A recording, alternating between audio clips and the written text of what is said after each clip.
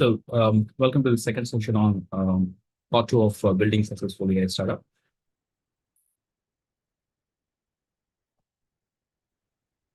Part one, we covered identifying market need and have a clear vision, building the core team, and also working on prototype. We covered in the high level. We'll try to cover the rest of the topics in this session. The next topic is funding.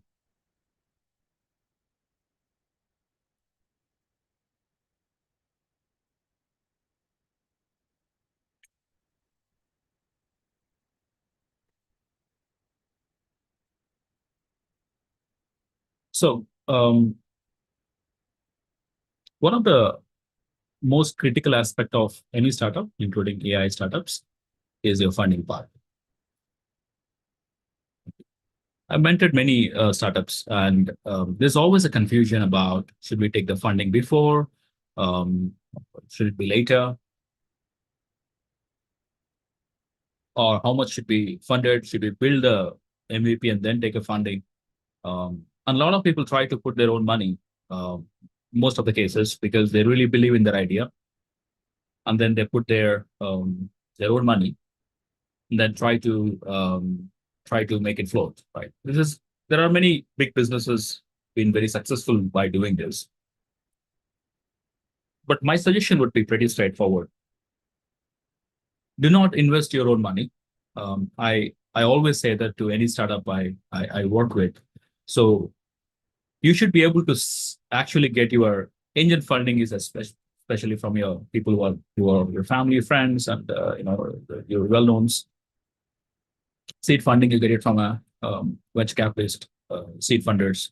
Even banks sometimes give the seed funding based on your business idea and your credibility.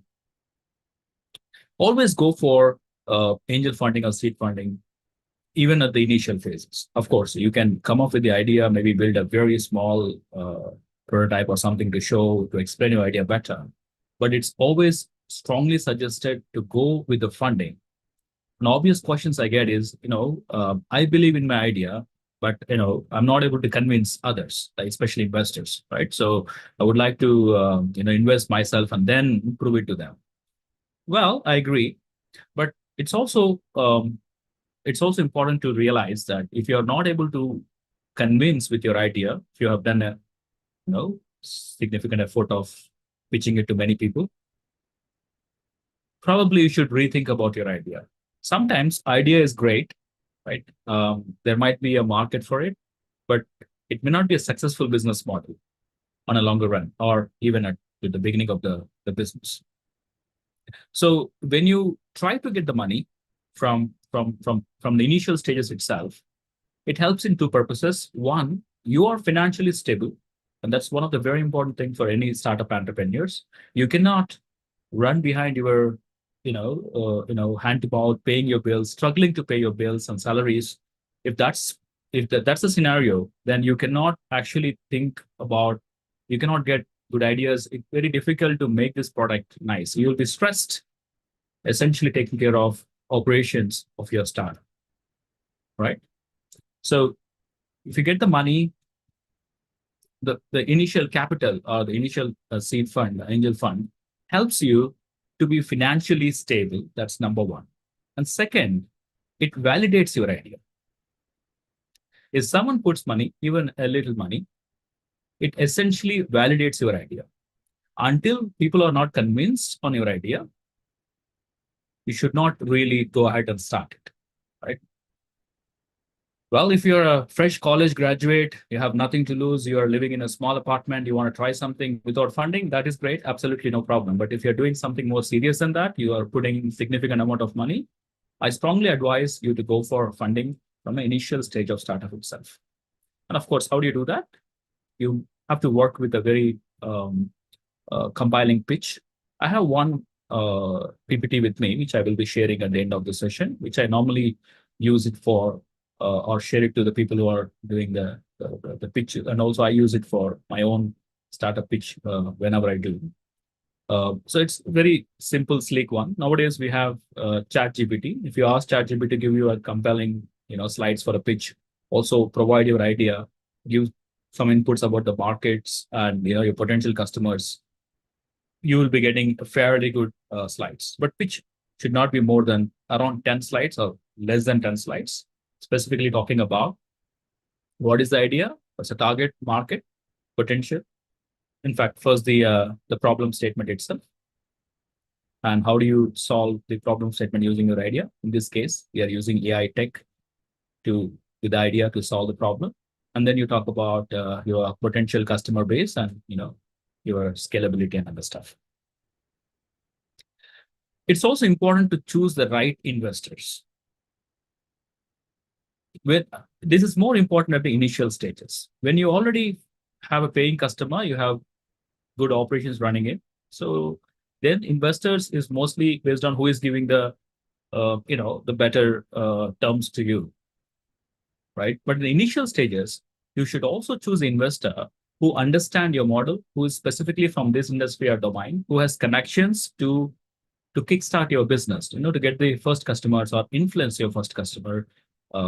Maybe a business owner who already has a similar business, has a customer base, who might be a potential customer for your startup. Those are the right investors for you. So you're not just looking for the money, you're also looking for the first investor's knowledge, their connections, their influence to make your startup more successful. Sometimes their advice, if they are a successful startup, you have done many startups and they're good in mentoring startups. Those kind of people, if they're investing in your business, it will not only help you get the money, but also it helps you be more successful because their advice, their connections, their experience will actually help you to do things better. So when you're securing the funding, these are the three things you need to be sure about. All right. So you got the funding. Now it's about product development, right? The first product should be sleek, not MVP, which is maybe already done, but the initial product should be very sleek. And you should be using agile methodologies, right? Not just on project management, right? Kanban is one of the very popular methodology people use, and most of the US startups, they use Kanban. You can take a look at it. Essentially limits the work in progress. You have the sticky notes, and you have the to-do and progress and done and ready and done. And then you don't really put a lot of time in terms of sprint and plan and all those stuff. You simply, most of the startups at the initial phases, your first employees or the co-founders, they actually work, in a full commitment manner. So Kanban reduces the planning time and more focus on the execution, taking one task at a time. So Kanban is a very powerful methodology. It's been used for more than a decade by many startups. In Silicon Bay Area, you can see that most of the startups use Kanban. That's one. When I say agile methodologies, you're also following many other things in terms of verifying your products at equal intervals, right? As frequently as possible. So when you develop something, you should be quickly testing it with your target customers. Free customers, or your initial first users, or your own circle of friends and colleagues who can actually test it, use it, and give a feedback, right? So you should be developing the product incrementally. At every stage, you are validating with the end user, right? And that's really important. So balancing feature development with the user experience is also it's the same thing. And of course, continuous improvement and innovation. So you can't really think about, because it's most of startups are doing something new in the market. So it is very difficult to envisage your end product and how it should be. So rather, you do an incremental development and validate it, and try to continuously improve and innovate on the product as we go. So this is again the same thing I told you. Validate through the feedback. I put as a separate point because it's really important.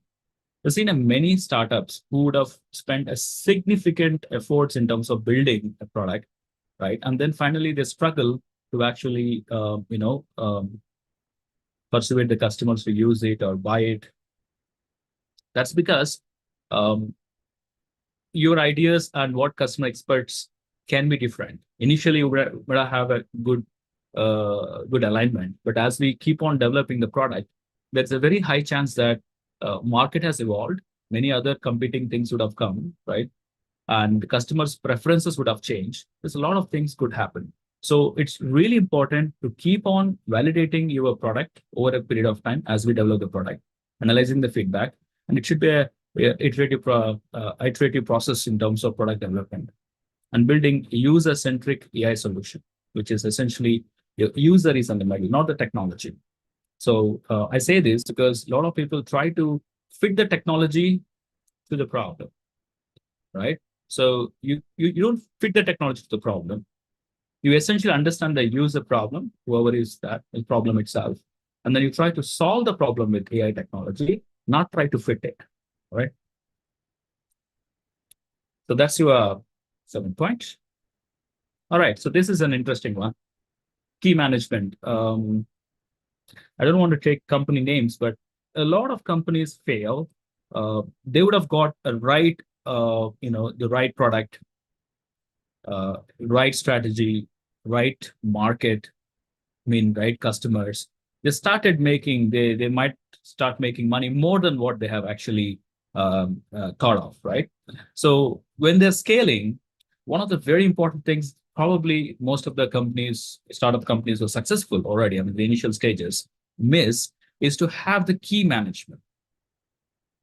A co-founder, CEO, maybe two guys who are trying to manage everything from product development to marketing to finance to operations to human resource. Of course, they'll be hiring people under them, but ownership still lies with one or two people. That is how the startups actually start. But when the startup become more successful, you are getting the paid customers, or your business is actually moving forward, right?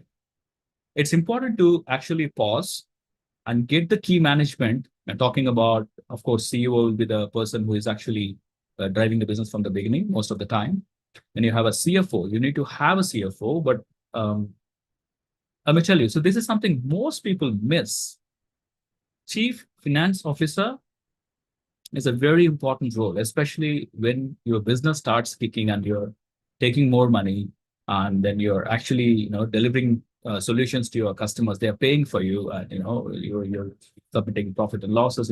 All of this, you need a dedicated CFO, right? A person who is experienced in doing these kind of things, so that you can do things which is actually matter more in terms of perfecting the product and trying to get more features and trying to capture more market. But CFO is very important. Many startups, as I see, kind of delay this process, or sometimes they're not aware of it, and at a later point of time they get into troubles. So this slide especially says that at some point of time, when you realize that business is picking up and the product is valid and customers are buying it, you should get the CFOs and chief HR officers if it's required, because there's a lot of laborers involved in it in terms of doing this. It's also important to have, of course, your CCO. If your more solution is more service based, you need to have a COO, which is an operational officer. And of course, your CEO, you being the CEO. So the key people steering this business towards a success is important, and they should be given more importance in terms of finding the right person and keeping them, delegating them all the stuff. Building credibility, trust with stakeholders also really goes up when you have a key management in place. I would say it's easy said than done, because I myself have been in this position many times, right? It's because we don't quickly trust, and it's very uncomfortable to delegate one complete vertical to someone coming from outside, especially for the entrepreneurs, new entrepreneurs who first startups or second startups. So first startups, so they have this tendency of not leaving the control. They try to control everything by themselves, right? From my experience, most often this is a bad strategy. It's always good to spend enough time to get the key management and then delegate the verticals, the roles to them properly. And of course, once we have the initial critical mass, or in early adapters of your product or the service, AI service, right? Now it's about the scale. The scale to scale, to increase your business, marketing is really important, right? So you should have a essential marketing strategy in place, right? So probably you're thinking, okay, growing 20% is good enough quarter to quarter, for example, right? Q on Q, 20% growth is what I expect. But you should also think twice that is it this 20% is what the maximum you can achieve, right? Sometimes it's much more than that, but a lot of people have some kind of random, they think as more realistic or practical number to put on it, and they kind of stick to it, right? Um, so what I meant to say here is if you develop a wholesome and effective marketing strategies, right, then you can actually get this number uh, maximum possible.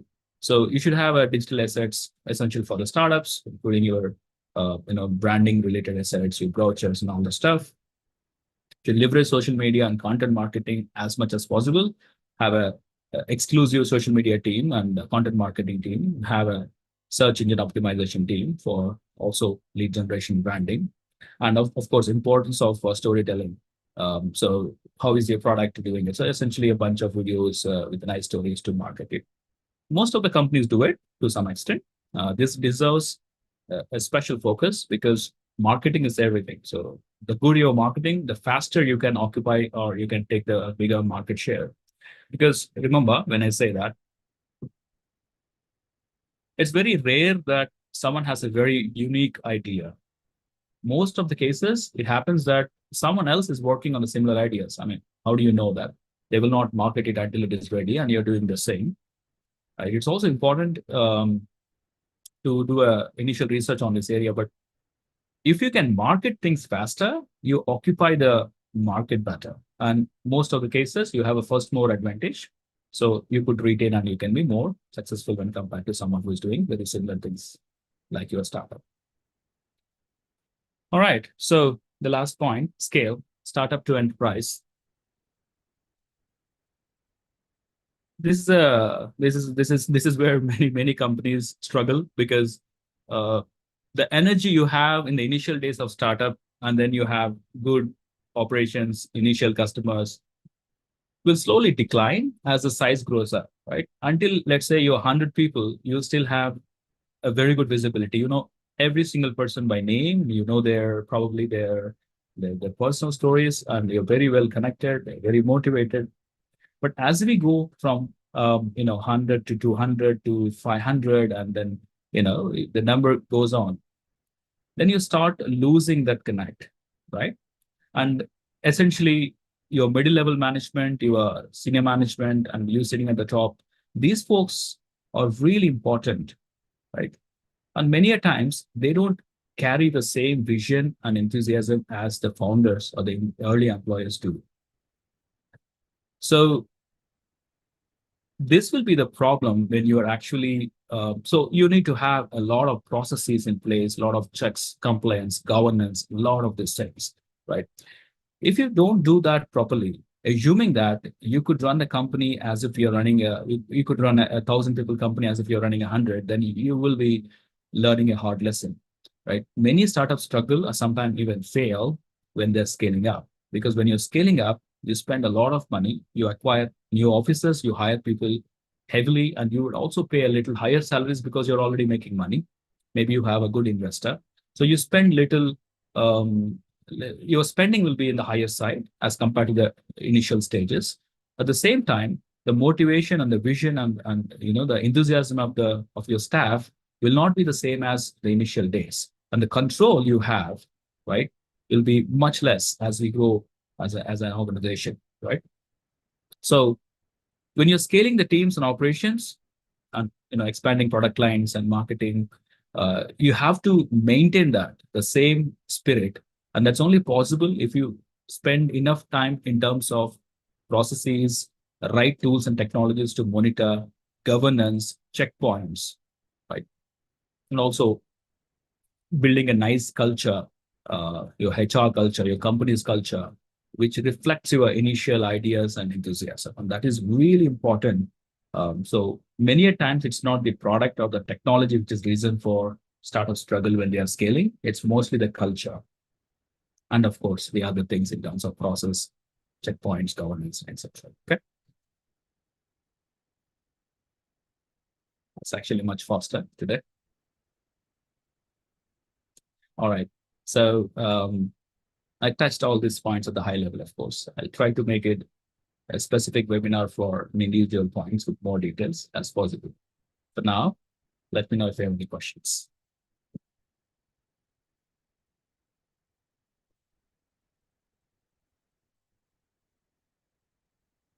Okay. I have a question from LinkedIn. How can we make sure that our customers have a great experience with our product during the trial phase, and explain this in POC? Okay.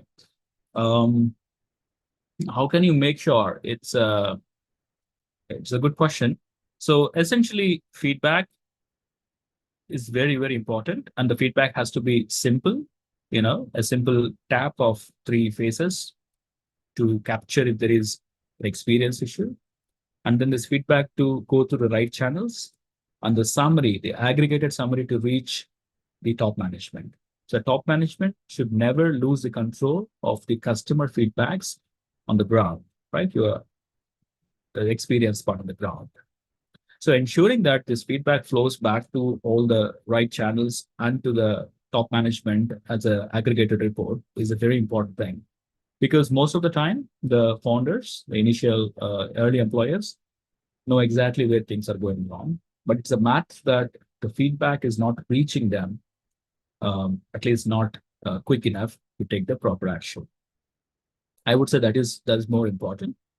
Apart from that, once you know that the experience is not great, then you basically do a thorough analysis, maybe do a survey, or maybe do more customer detailed feedbacks to understand how to align, how to meet the customer experience, right? Nowadays, meeting is not what expect. We're talking about exceeding the expectation, and you should always exceed the expectation of customers, is what the market needs. Another question, considering the marketing strategies, how would you suggest allocating resources to your marketing efforts? It varies really widely, right? I'll tell you a few things from my own experience, and also what I see from the market, what people do. It is highly important to have more, I would say, I won't say organic, but I would say an natural organic growth is key. So pumping excessive marketing budget, sometimes at the magnitude of 20-30% of the revenues, into your paid marketing channels, it could be Google or Facebook or whatever channels you're talking about, is highly not suggested, because you cannot push customers to adapt your product or service in a short span. Of course, you can do to some extent to reach more audience, but aggressive spending of marketing always turns to be a problem, because you're reaching people who are not ready to adapt your product or use your product, but still you're forcing them by, I won't say manipulating, but giving a lot of marketing triggers and impulses. They'll start maybe taking it, some of them at least. And that's where you have a problem. One is that you will not be able to make the break even of your marketing budget, right? And for that, you have to push more harder in terms of product and stuff. Your investors might actually wanted you to do it, right? Because they want to have a quick returns. So that's what they look at. But you as a founder, you should love your startup, right? You should really have a love to your startup. It should not be like you want to grow fast and you die because of you want to go faster. So you should be very careful in spending in marketing budget. So when you say what do you suggest in allocating? So as I said before, you should not, you have to have a balanced way of doing marketing, both in branding. Again, it really depends on what kind of startup you are. If you're a very specific startup, start solving a specific problem, sometime simple word of mouth will actually do. The customers themselves will talk about it. Okay, so some of the examples I can take is if you're doing something for NRIs, which is non-resident Indians, multiple startups, I've been part of this, right? It's a very closed, like they're very connected community, all right? So if you have a brilliant service which can help an NRI with some service back in India or something with their, the investment or whatever it is, right? It quickly goes through. You don't really have to put a lot of efforts in terms of marketing, right?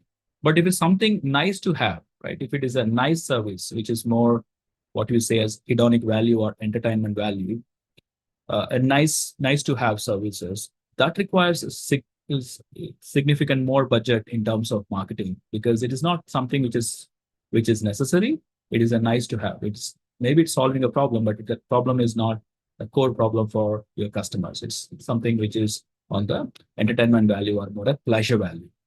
So to simply answer the question, allocating resources really depends on various different kinds of startups. Who is the target audience and many other factors. But I always suggest try to be near to the organic growth. Of course, you can push it a bit, but not try to use paid marketing heavily because that normally does not pay the return on investment. All right. So the next question, what areas in your experience do you feel AI can help improve efficiency to companies' marketing effort, considering startup with the financial crunch? Okay. Big question. Oh, okay. So let me bluntly put it. AI is not really, well, there are two ways, right? AI can significantly reduce money from a high level. I don't have to tell you, ChatGPT and many other tools. We have, image generation tools, lot of things. We have tools which can simply give the idea, which can create the entire ad. So you don't have to really invest a lot of money to create video content for marketing purpose. So from that perspective, all of these are AI tools. Kind of cuts down your expenses, right? If you want to write, I don't know, 10, 15 articles a day, good ones, right, on daily basis, usually you might need at least a team of 10 to 15 members of content writers and then quality readers and stuff like that. But it's not the case nowadays. Maybe a couple of guys can actually deliver 10 to 15 articles because we have a lot of AI tools like ChatGPT and other LLMs, which can really help you to do it.